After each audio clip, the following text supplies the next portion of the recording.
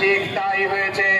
আজকে সামান্য আজকে বাংলাদেশে আর সেই অশান্তি নেই।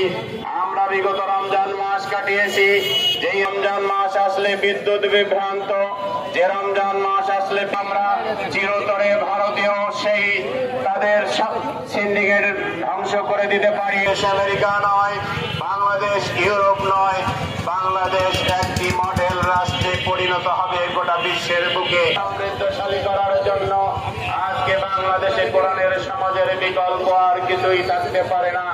বাংলাদেশ ইসলামী ব্যাংক সকল সুদ ঘুষ বন্ধ করে এই বাংলাদেশে ইসলামী অর্থনীতি চালু কল্পনা নিয়েছিল।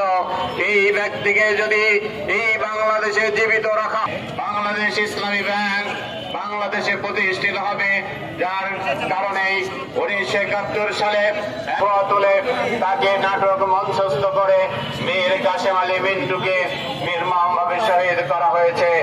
সংগ্রামী জনতা, প্রিয় রাজশাহীবাসী, আজ আমরা সারা বাংলাদেশের সকল